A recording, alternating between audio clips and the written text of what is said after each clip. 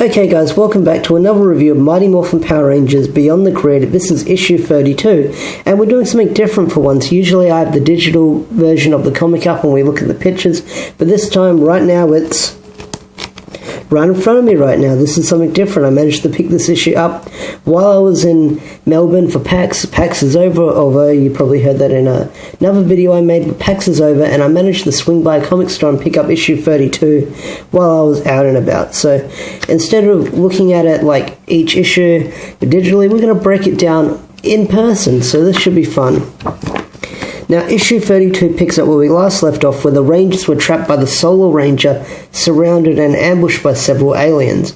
Now, these aliens kind of look like the enemies from Abe's Odyssey. I can't remember the name. I think it's the Modokans or the Ilkans, whatever their names are. They kind of look like them. And you have Andros trying to get in contact with Corone because he cares about Corone. They're related, and in Shattered Grid, we saw the Corone from the further Lost Galaxy timeline reunited with the earlier Lost Space Andros timeline. So, as this is going on, an arrow fires at the Rangers, aiming at Tanya, but Mike manages to catch it, catching the arrow and breaking it with ease, and he takes on the alien right away. He throws a punch at him and gets in there right away, throwing a punch and just taking him all on. This quickly ensures into this big double-page spread into a brawl between the Rangers and this alien, where we have people like Hackle and Ranger Slayer Kim having a few dialogues back and forth, and the action looks really good. I'm still getting used to the new artist, and yeah, it's something to adjust to. After that, we've got Mike rushing to the airlock, where he manages to open up and nearly gets himself launched out of the airlock. And everyone manages to pull together. We've got Cam, who manages to close it, along with Ranger Slayer Kim. And this is basically what they do. They assess the situation, and they go over how the Solar Ranger, or the Strange Ranger, which they call it in this comic, I believe that's what they call it. They call it the Strange Ranger or something like that. But they say she's got the Psycho Dagger from 1969 when Grace went to the moon, which has been charging the Morphin Grid. So they need to find that Ranger Slayer, not the Ranger Slayer Dagger, the Psycho Dagger, because that Psycho Dagger is basically their key to the Morphin Grid to remain powered up. And then on the next page, you've got Tanya hugging Ranger Slayer Kim, and she kind of thanks her. So the issue kind of goes on as Tanya telling Mike not to be so reckless, because if you go back with the preview, comicbook.now said, does Mike have a death wish? And I kind of gave him shit for saying that, but they were kind of right, because they actually had the issue probably way in their hands before I got it, so they kind of got a preview review out. So Mike goes on saying how he had a brother, or he doesn't know if Leo was alive, because before all this went down, several Rangers were getting kidnapped and stuff by Lord Dracon. I think Leo was one of them, I believe, so they don't know if he's alive or not. So Mike is having regrets, because Mike has died twice. If you've seen Lost Galaxy, this is sort of the time where he's already died and been brought back as the Magna Defender. So Mike is having this attitude where he doesn't care if he lives or dies. He just wants to just basically... He acts like he's got no one who cares about him, and Tanya just reassures to him that he does have people who care about him. And then the next page, you have this really interesting dialogue between Heckle and Kim, having this dialogue back and forth where Kim calls him... What does he call him? I'm reading it. She calls him Dimples, I believe, so fun little nickname. And they have this back and forth where Kim basically says, you're pretty jumpy for a guy that almost fried up that fish like it was the 4th of July. And Heckle doesn't really know how to reply to that Earth language, because remember, he's an alien from another galaxy, so Earth slang is not usually his expertise, you could say.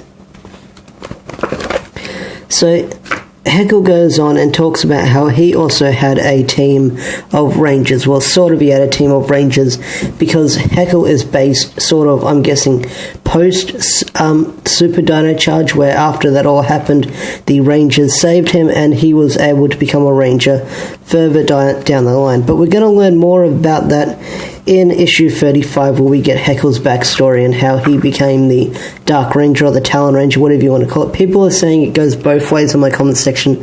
I don't really care what you call them. Either way.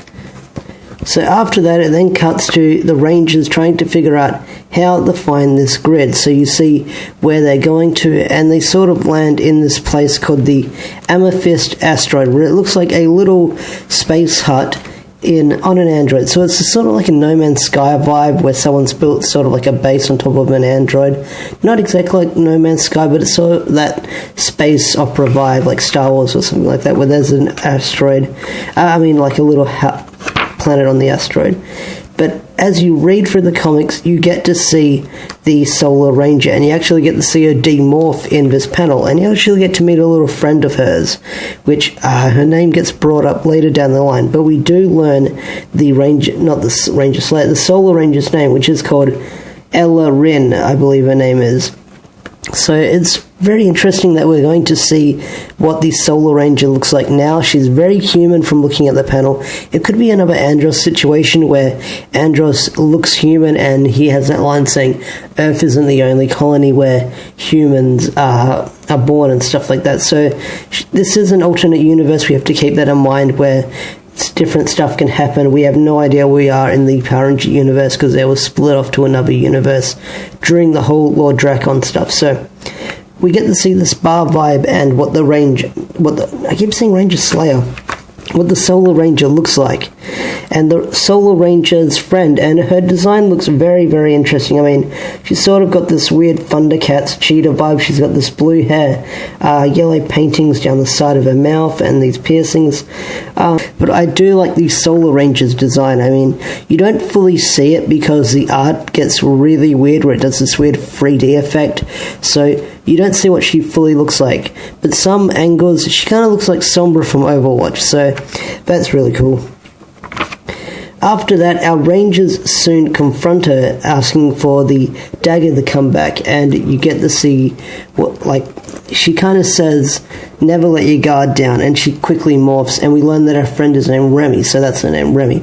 And then on the next page, we get this bottom panel, we get this really cool panel where all the Rangers morph. So you get Andros saying, "Let's rock it," Mike saying, "Magna Power," Heckle saying, "Unleash the power," the Morphin Time Pterodactyl from Ranger Slayer Kim, Samurai Storm Ranger form, and Zeo Ranger 2 Yellow. So you get a few lines here and there. And then after that, you see more vortex energy. Watch the Solar Ranger. I keep saying Ranger Slayer. We'll just call it Ranger Solar or Solar Ranger. We keep messing it up. I do apologize for messing it up. Just a lot of lines I'm getting messed up right now, but never mind. This is live. We're doing it live.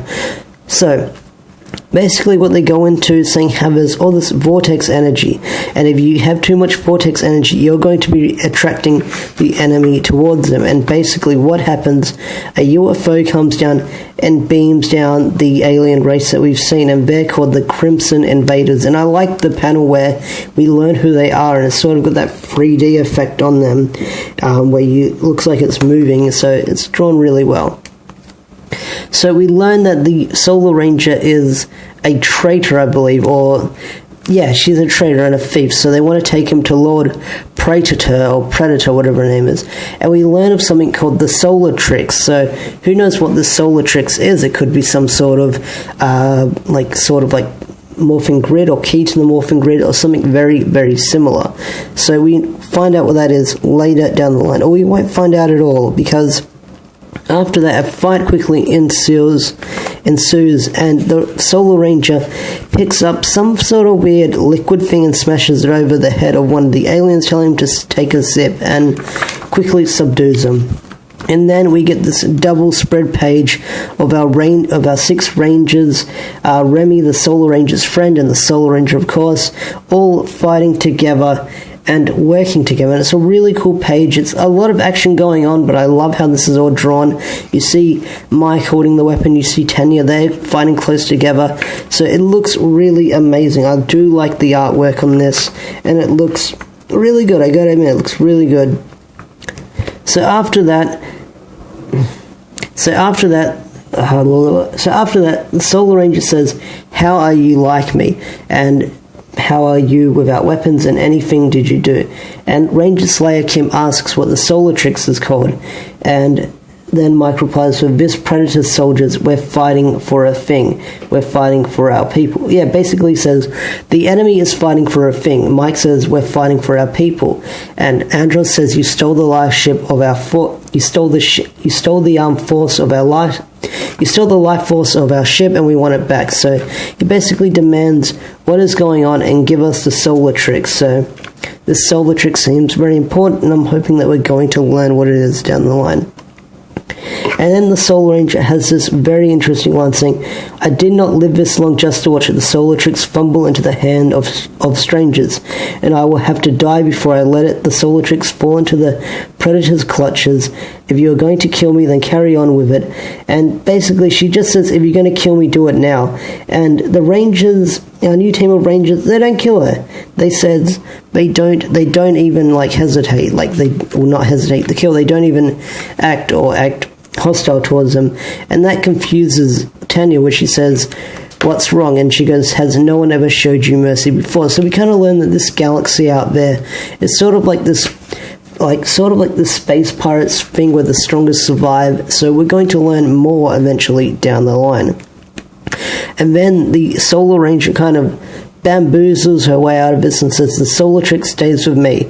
And I believe one of them reaches out to her, I believe it's her friend Remy, and she goes, "We'll go with you." And then on the last page we learn that someone is watching them, and on the last page is a very interesting figure where he basically looks like Wes, like Time Force Red, his armor does. Let's see if I can focus. Yeah, his armor kind of looks like Time Force Red with this weird space vibe. He's got this really cool armor. He looks really interesting, and we have no idea who this is. I'm guessing he is going to be the main antagonist of Beyond the Grid, because we all thought the Solar Ranger was going to be the antagonist, but that doesn't seem like the case. It seems like she's some sort of anti-hero of Beyond the Grid. And it looks like this mysterious enemy, or this mysterious guy, might be the main antagonist of this arc. So we'll find out in a few issues down the line. Issue 33 comes out in November, I believe, and then so on and so on as issues go later down the line, along with Go-Go issue 14 in November, I believe, as well. So this issue, really good. I enjoyed this issue quite a fair bit. A lot of action, a lot of reveals, because we learnt who the Solar Ranger was right away, where we saw what she looked like demorphed, and we kind of learnt her identity, but we don't know enough about her. So she's still very much a mystery, and I'm curious to see who this Solar Ranger character is and what she's about. I mean, I'm no doubt about it, we're going to learn her backstory eventually, so we'll get to her backstory when we get to her backstory, but I'm curious to see what she's about and who she actually is, because it seems like she's some sort of space pirate that's been traveling around getting stuff here and there, so we'll find out stuff about her later down the line. So that kind of wraps up my review of Mighty Morphin Power Rangers issue 32. Overall, it's a pretty good issue. I enjoyed the action, a lot of fight scenes, we learned who the Solar Ranger is, I said that earlier, so overall, pretty good issue. And if you enjoyed this review, hit that thumbs up button. We did things a little differently this time, but anyways, if you enjoyed this review, hit that thumbs up, subscribe to the channel if you're new, helps me out a lot. Have a wonderful day, and